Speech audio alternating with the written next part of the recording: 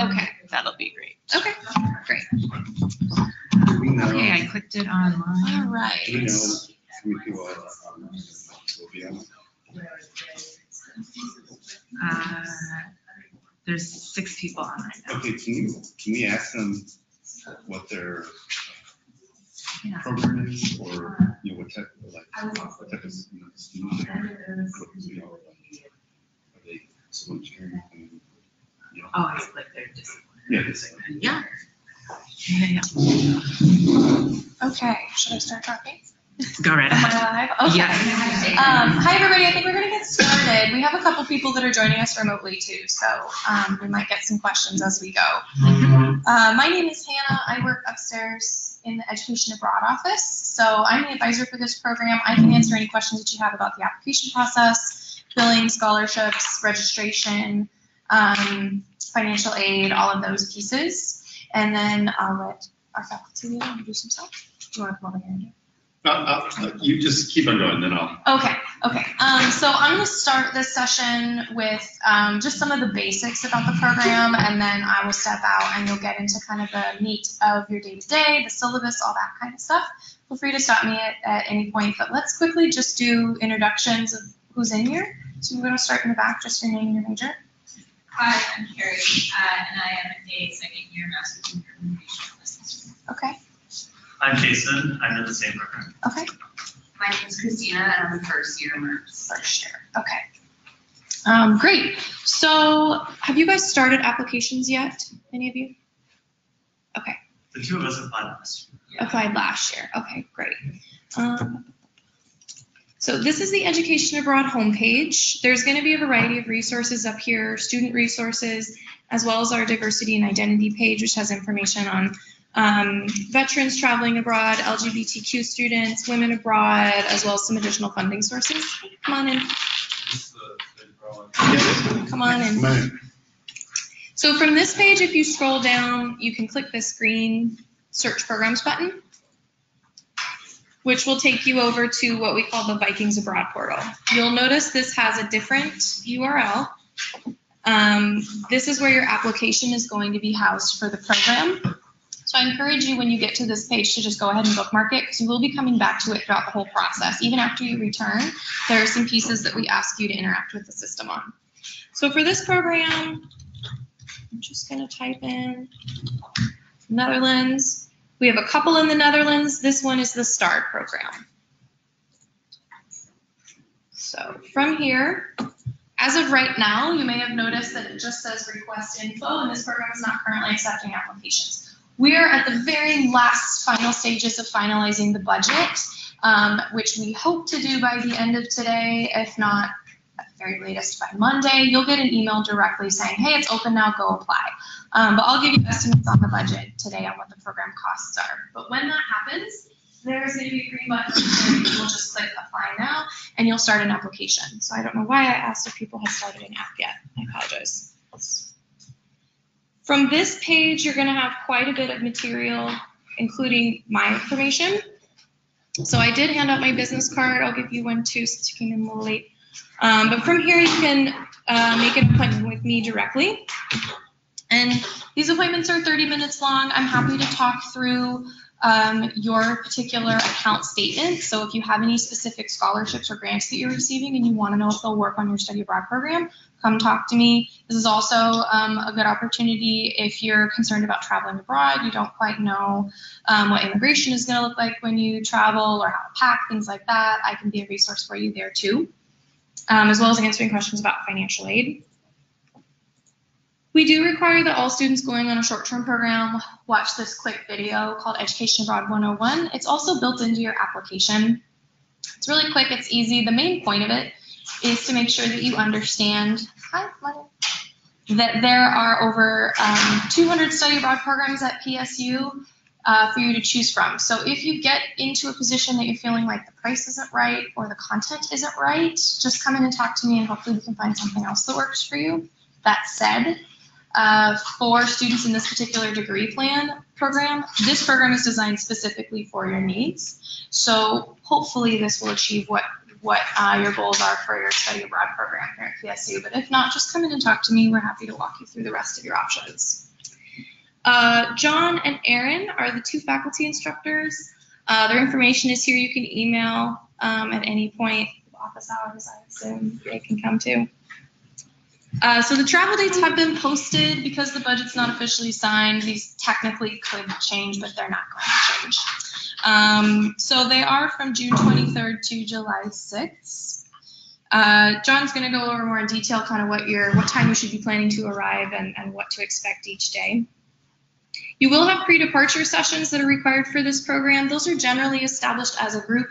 So when you get to the point of being confirmed in the program, you'll all just decide what is going to work for you. You'll cover a lot of the pre-departure stuff, like what airport should I fly into, as well as some cultural pieces, how do I tip in the Netherlands, stuff like that, in addition to starting to prep your coursework. So going over the syllabus and any material you need to know before you arrive in country. The language of instruction is English. You do not need to speak Dutch.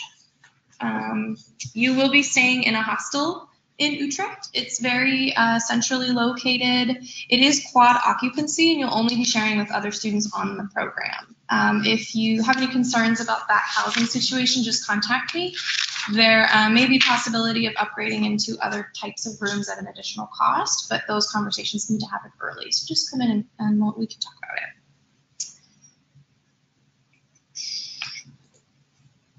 We do have a minimum GPA requirement listed on here. For most graduate students, that shouldn't be a problem.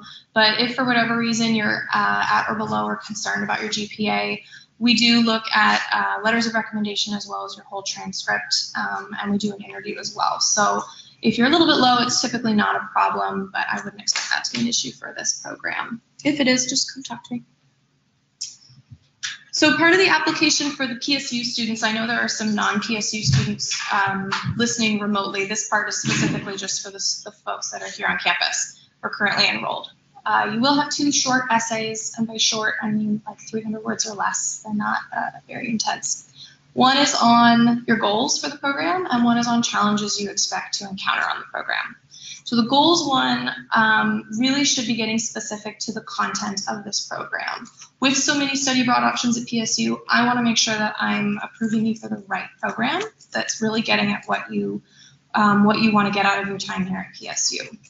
So be specific, talk about the excursions you're going to do, talk about the content that you're going to cover, things like that. For the challenges portion, this is really just meant so that we can make sure that we're preparing you before you depart. So if you have any concerns about traveling abroad or concerns about being in an intensive academic program, you're earning a lot of credit in a short period of time, anything like that that's of concern to you, that's additional resources that I can build out for you before you depart. So be honest, we're not going to not accept you because you're nervous about going to a foreign country or anything like that. We do ask for a letter of recommendation. This is usually the part that stalls students out the most because you're waiting on somebody else. So as soon as you open the application, I recommend just immediately send in that request. It's electronic. It's through your application in Vikings Abroad. And it's not actually a formal letter. Whoever you ask to recommend you just has to log in and answer some questions about you. It's just multiple choice with a section for comments. So it's pretty painless on the recommender side. But definitely do that early because often I see completed applications except for the recommendation at the time of the deadline, and that's just very stressful for students. We do an interview, yeah. What position do you typically see for letters of recommendation? Meaning what kind of person Yeah. do you ask? Yeah, it can be someone from PSU, it can be a faculty instructor, it can also be an employer or someone that you work with. It can't be one of the faculty instructors of this program, though. Keep that in mind. And it doesn't have to be somebody who's instructed you in this particular program. If you have someone from undergrad you'd like to reference, someone that a colleague, that needs to be professional level, not a friend or family member. We will do interviews for this program.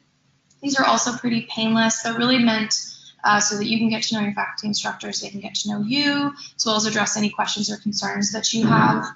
We schedule those typically within the 2 weeks after the deadline. So that's one of the last things that you'll do as part of the application process. Finally, every study abroad application at PSU has a $50 app fee. This is paid in the application process itself. So once you open the application, there will be an option there for you to pay with a credit card. That's non-refundable once you pay it. If you don't pay the application fee and you have an open application on the deadline, we'll charge you for that. So you can open an application, get in there and see what's there and decide this isn't the right program for me and withdraw, and we won't charge you. But if you have an open application at the deadline, we will put it on your bank account. Okay? Hopefully at the end of today, I will be able to actually post these online, but I can tell you the unofficial program costs simply because they're not signed. The person who needs to sign them is out sick. So for PSU students, make sure I put the right one, program fee is going to be around $4,800 with additional estimated costs at about $2,200. And I'll talk about what that means here in a second. For the non-PSU students who are traveling for a shorter period of time, program fee will be around $3,700 with the same additional estimated costs virtually. Everybody get that down? I have two questions from online. Yes. One of them is, it says you must be a senior. If I'm a junior this year, would I be allowed to go? Yes, but we would look very closely at the types of classes the person's taken. The recommendations really much more important during that time, and the type, I already said the type of classes where they are standing maturity level. I mean, there's that, but I think we would be open to that. If it came down to having to not accept everybody, if we have a wait list, the students who are junior or below would be last on the wait list automatically. Like we would want to offer spots to students that are seniors or graduating or wouldn't have an opportunity to travel next year before we would offer it to a junior. Great. And the next question is a clarification.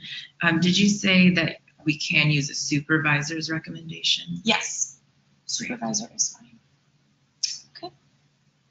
Okay. So as far as what that program fee covers, so for PSU students, I said around $4,800. That is going to cover the cost of the credits, so you're not charged tuition on top of that. That program fee includes your 4 credits as well as all your housing while you're on the program. It's also going to cover all of your round-trip train tickets throughout the program. So that's Amsterdam, Utrecht, Utrecht, Rotterdam, Utrecht, Delft.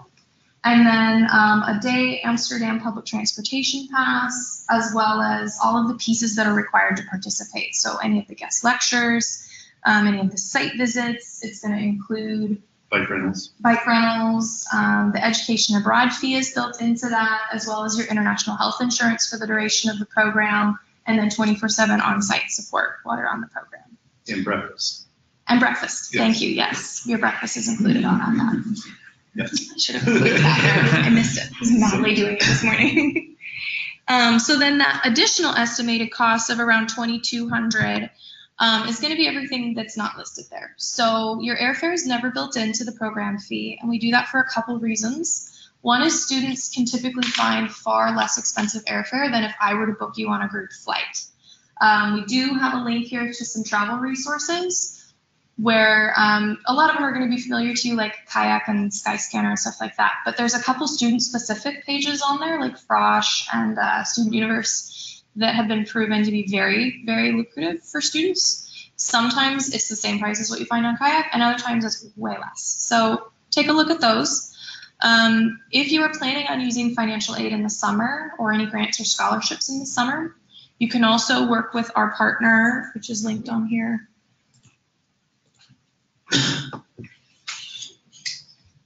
STA Travel. So STA Travel does a deposit program which allows you to put a small amount down when you purchase your flight. I think it ranges from $30 to $300 depending on the deposit program you pick. And then you're able to wait to pay the remainder of your airfare until your financial aid hits in the summer. So if you're in that position, that can be a really good option as well. So you're not paying for that up front.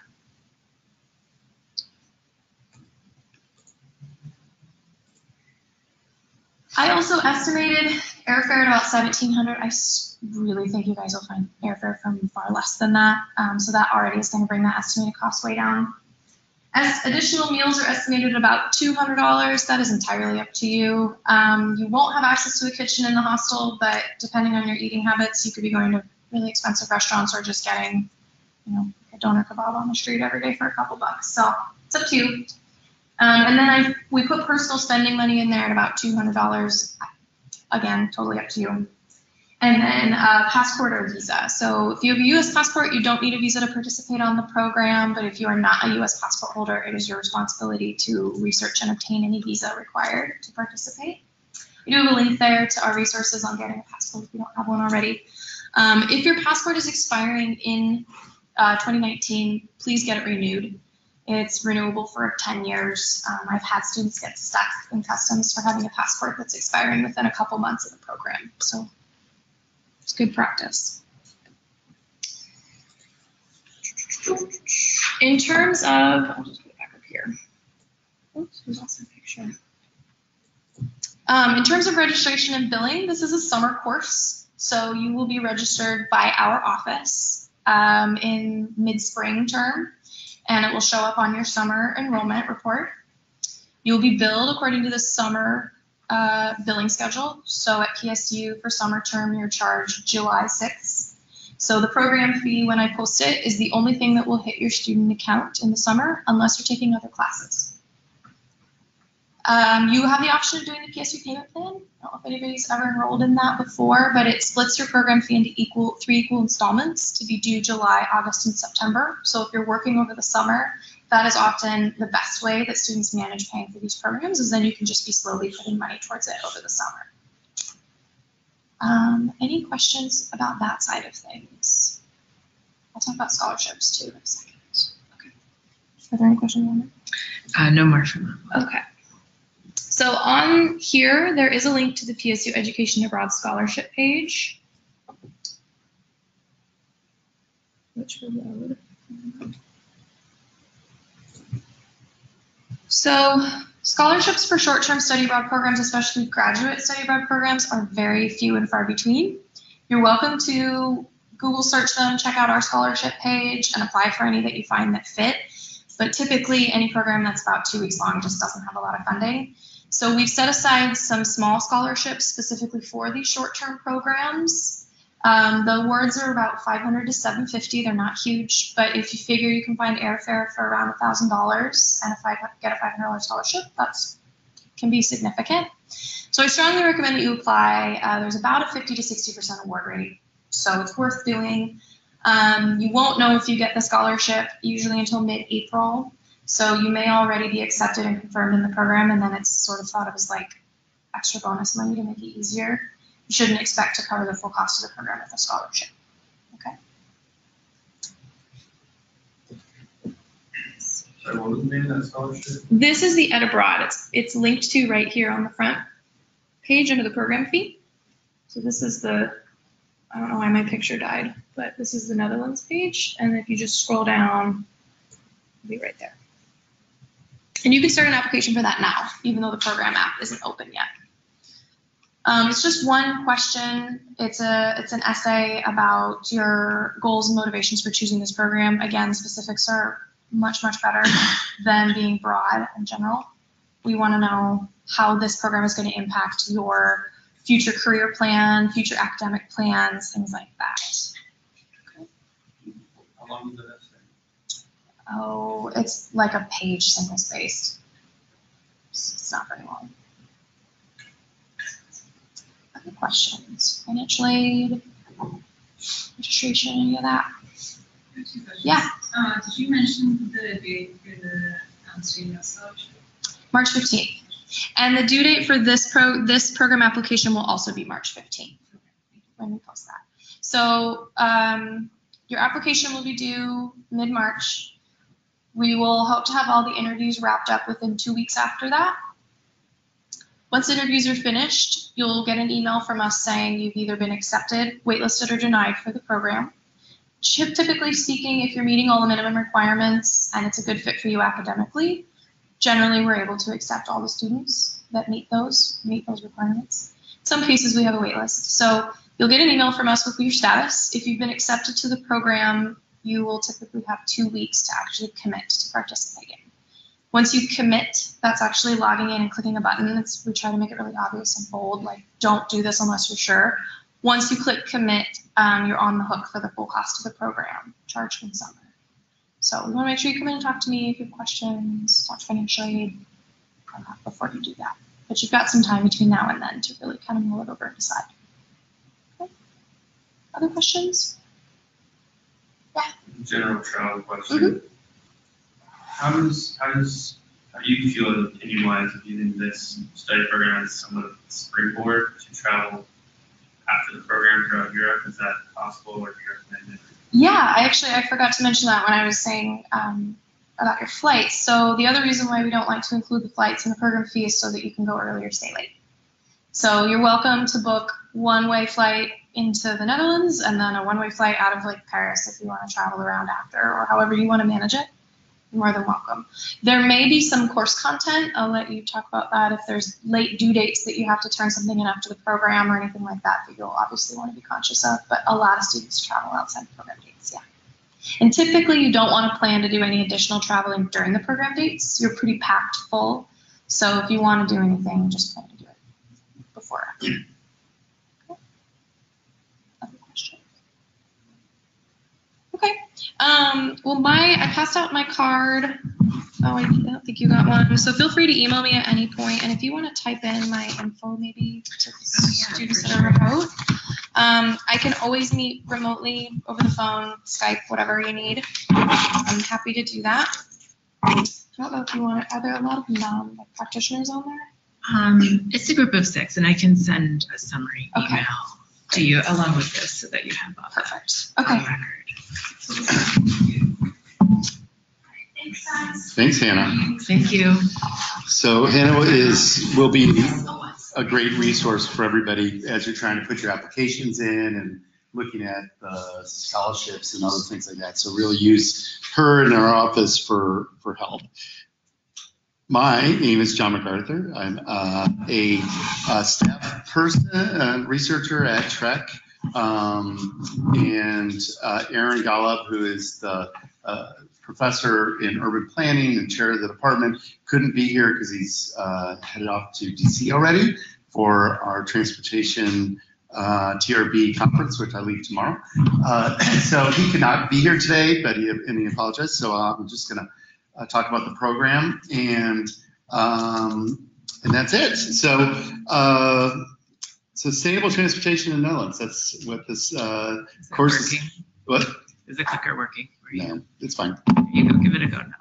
And if you press hard. Okay. So that's us. We're going to be the instructors. One thing that Hannah kind of alluded to, which I think is really exciting. One, this year we're kind of having a whole new course. We're changing the locations where we're going to be based, compared to other years. So we're going to be based out of Utrecht, and I'll talk a little bit about that. But also, the first week we're going to have practitioners with us. So this makes it really kind of exciting in that Nick Szabo from the city is going to help lead that group. So that you'll have people at the same time, experiencing the same, we're going to be basically having the same course during that time, but they're going to be practitioners who are out in the field working, doing, trying to implement some of these things that they're going to see. And that will be a really interesting dialogue that we'll be able to have. So we just kind of created that. That's going to be kind of a fun thing that we haven't had really in the past. Netherlands is where we're going. And so we are going to be based out of Utrecht. And so logistically, the easiest way to get there is, you'll fly into Amsterdam and take a train. It's a 45-minute train ride. It's very short. And I think you had some questions about before and after travel. Totally open to that. The other thing is Amsterdam sometimes has really good flights to fly in. That's going to be your big airport. But sometimes you might find that it's easier. You might get a really cheap flight into Paris and then take a train up there because it's very easy to move around this part of Europe by train. So the other places we will be going back to Amsterdam and experiencing that. And then we'll be going to Delft, Rotterdam. Eindhoven is an optional part, and then we're going to be going to Houten, which is outside of Utrecht.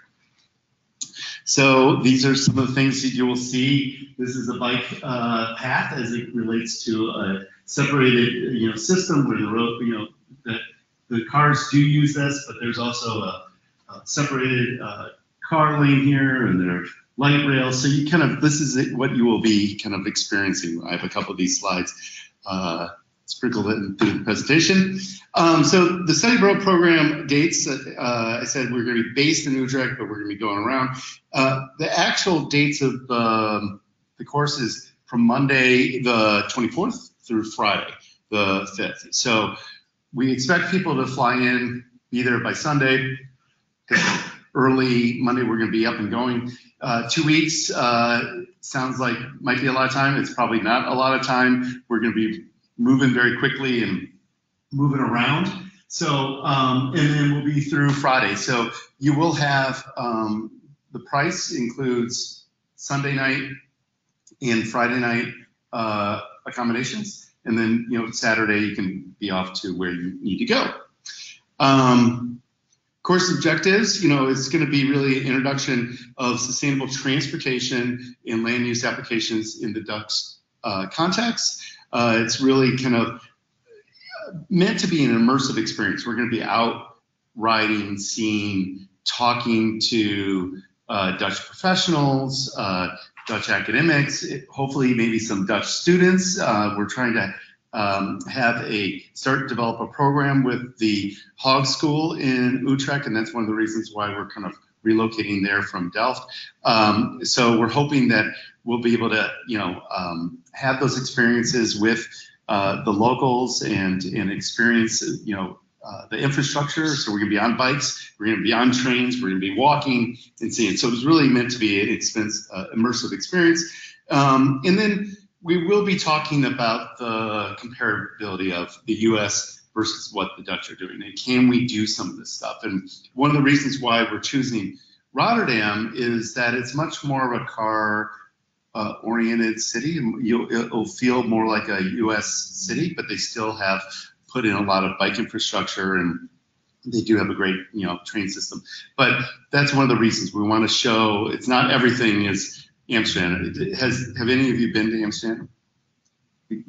So when you first go there, you're just like, what is this? And all bikes are just everywhere, and it's almost like, how could we ever do that? But one of the things that's kind of interesting about the Dutch, they weren't bicyclists pre-World War II, and it's really what happened during the war and post-war that kind of changed their culture, and we'll learn more about that. So again, this is kind of an example of the infrastructure, and here's some students, and they're doing a little kind of intercept survey and talking to people and counting, and so we'll be kind of out there looking and talking to people.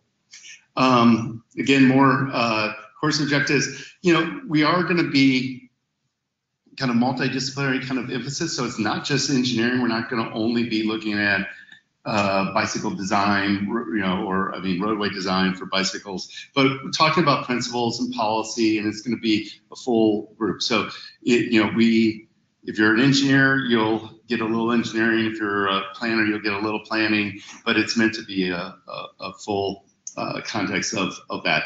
And I guess I'll talk about this.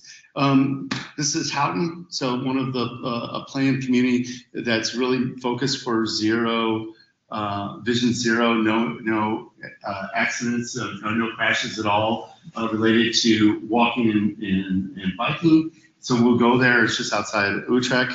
It's a really interesting town. Oh, and I should say, going back to Aaron, Aaron's taught this course twice. He's been there. And I should give him a little, he did it once through his Arizona State University program, and then he took this course about, I think it's 3 years ago, he took the group. So, course topics, So it's going to be kind of a full sustainable transportation kind of look at this. A lot of it will be focused on active transportation, bike planning, and bike infrastructure, but we will also be looking at connections to railway. Both they have an incredible national railway system, but also they have a really good light rail network, especially in Amsterdam. So we'll be talking to them about that and kind of looking at the connections of bike ped and transit. Like, how do they come together? How do they create multimodal, trip training so that people can rely on their bikes or can rely on walking without cars. We will talk, go into land use planning, urban street design, and then we've added, new mobility in smart cities. So these are two areas. Amsterdam is kind of one of the leading cities in Europe looking at smart cities and transportation. So electric vehicles, emerging transportation devices. So we'll get into that a little bit too. Draft schedule. It's getting pretty undrafted. We're getting close. So that first day, we're going to be, doing orientation. We'll get our bikes. We'll get some training about, how people are biking, safety issues around biking in Utrecht, and then get a city tour and go talk to the folks over at the Hout School over at the University of Applied Sciences. Then we'll have a couple of the next days, we'll go into a lecture around biking and policy, another tour of the city and what they're doing around a lot of their, they actually are putting in or have been putting in a new national rail transit center downtown and what they've done to, build that. Wednesday, we're going to go to Rotterdam for the day, go tour there. Thursday, we'll be going to Houten, and so we'll bike down to Houten and tour Houten. Friday, go up to Amsterdam, so we're doing a lot of touring there. So, and that will be both bike and transit, so we'll be focused morning in the biking and the afternoon with transit. And then it's Saturday, so weekends is day off, but I'm going to be taking anybody who wants to go with me to Eindhoven to see the Hovenring. If anybody doesn't know about that, it is an elevated bike roundabout. They have a very kind of congested, weird intersection that was very kind of dangerous, a lot of cars. And so to encourage safer use of that facility for bikes, they basically elevated a roundabout. And so it's a really interesting site. So I want to go down there. And so one thing I should say is that the cost is of travel, taking the train down there is not included in there. So it's, I think it's like a $25 or something like that to take the train there and back or something like that. But I'll be leaving that. And then Sunday is day out. So those times you can, work on projects, and we'll talk about that in a second, or you can go up to Amsterdam, or you can just hang out in Utrecht, or do whatever you want. Back on Monday with some land use planning lectures. Then we have time to start working on projects, and I'll talk a little bit about that. We'll go out to Delft, see their bike infrastructure out there, pedestrian planning, and then we go back up to Amsterdam for smart cities and new mobility lecture. Friday, we end with presentations of our projects, and then we have a farewell dinner, and we all say goodbye, and we will go on our way. So busy travel.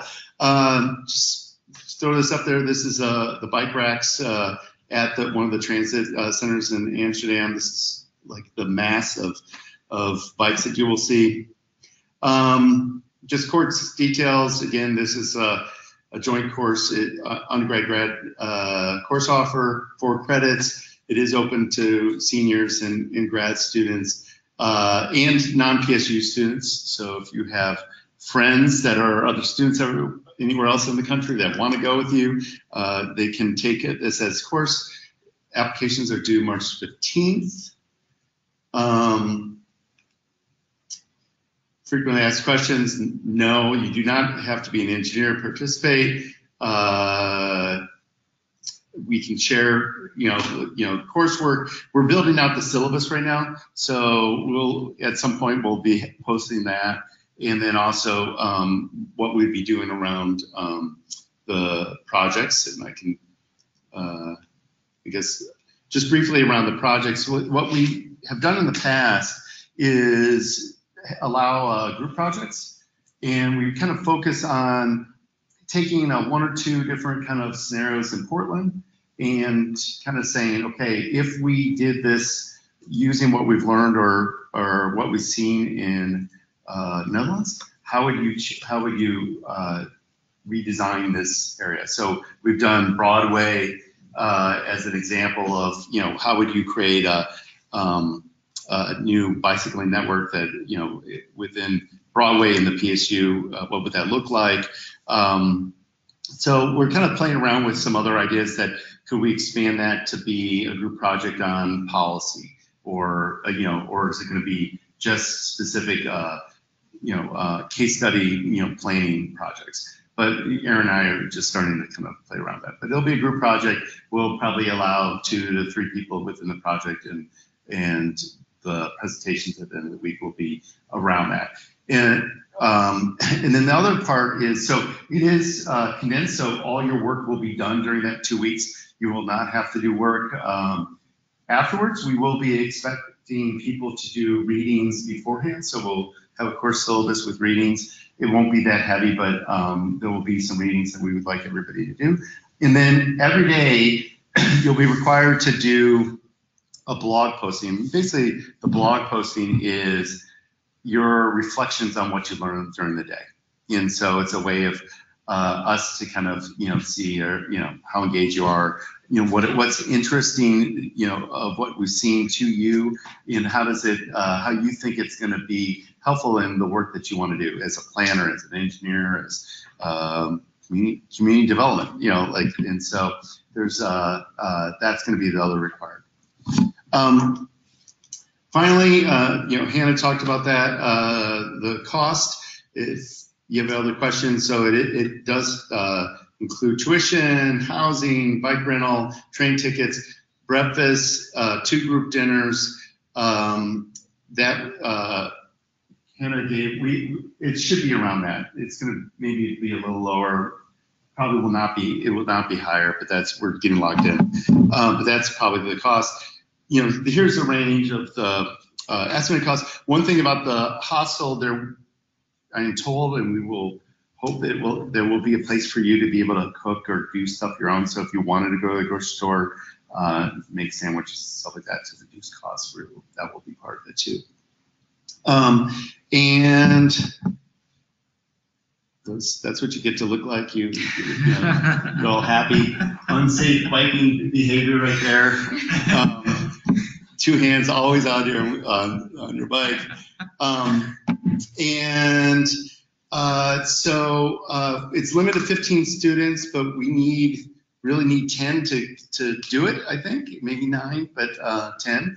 The practitioners are going to be helping, if we get a full array of practitioners, then we can maybe have less students, but we're really hoping, I'm hoping that it's 10. I think that's going to be a great group number of students, but I think we've always been able to get 10 except for last year, but for the 8 years before, we've always had 10 to 12 students. So you register for the course, as Hannah said, on the Vikings Abroad, and you can always email me, contact me, and we can sit and talk, or I'll answer questions about the program. Does anybody have questions? If it does happen to be canceled, is there a time that you can notify people? Yeah,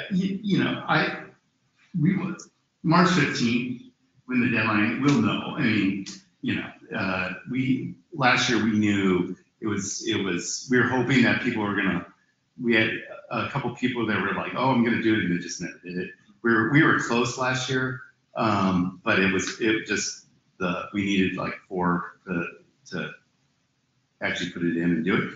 But, it's March 15th, we'll know, So we won't dilly-dally around telling people, hey, we might extend the deadline if we really it's close by one or something like that, just if we know somebody is. But I would say March 15th, well, I'll have a really good feeling. Yeah. Okay, I have a couple questions. Yeah. And they're related. When we're there, will we be mixing or meeting other people that are local there? Yes. Okay, what does that look like? Well, I mean, one just on the course content, we will have lectures provided, and we will be meeting with professionals that will lead us on tours and meet with. So that's one way. The other thing is that I'm trying to create this relationship with Hawk School, in which we some of the dinners will be with students and faculty, and we'll have a couple, hopefully maybe daytime, if not evening time, where we'll be interacting with those students in kind of a informal, fun setting. Yeah. So those are the two ways we're looking at right now. And then this program is PSU specific. Other students can come into it, but we won't be meeting up with other schools. No. So in previous years, we ran this, and it was in Delft, and it was run in conjunction with Northeastern. And that group was, for a couple weeks was there, and we would overlap and do some work with them. So we're not doing that, and so it is a confined group.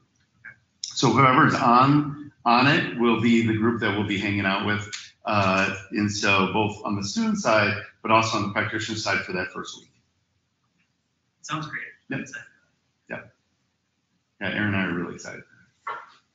When will the syllabus be finalized? I would say probably by mid-February. It's when we would have the draft. The schedule is pretty much finalized. I am just waiting back to hear from a couple of people that were communicating. Can they do it this day or not? And I saw it's a design project. I don't have any experience with design. Is that necessary? No, you will be fine. I look at it as, like what you would have normally as maybe a normal MERT planning, project. It's going to be like a super mini workshop project type of thing.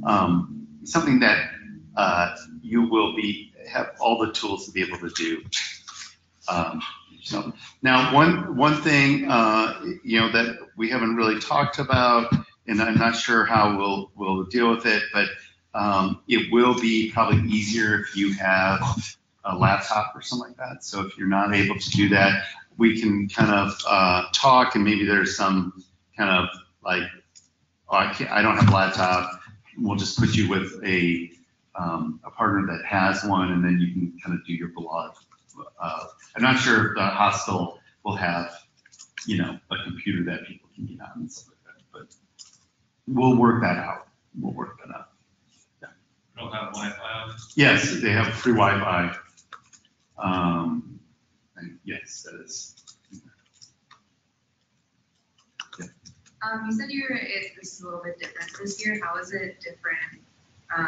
I feel like someone told me that there's more land use, or there wasn't land use necessarily in the past. Like, what is different about this year as opposed to? Yeah, I think a couple things. One, obviously location.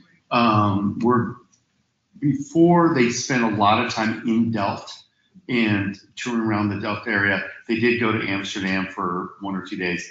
They did go to Houten. They've always done that. Houten is kind of really that land use day, experience, because it's so unique. But Aaron wants to add a little bit more kind of land use concepts, in there. And I think Utrecht itself has some interesting land use that they're dealing with as they're trying to both, it's growing as a city, but also that they are trying to keep development in downtown and with the transit hub down there. And then the last thing that's really a change is we're adding this kind of smart cities, new mobility aspects to it that was never kind of within the context. It was more kind of bike focus. And then we're also wanting to add a little bit of pet planning, which was not really, in there. And I think what is interesting is you go to Amsterdam and you're riding around and it really is bike car pet.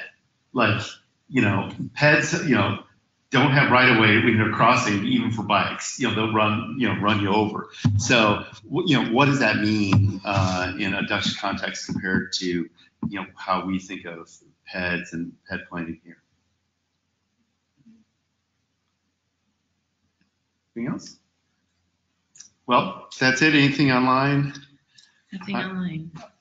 If people online have questions, feel free to email myself or Aaron. And look forward to it. So, Thanks. yep. Thank you. Yep.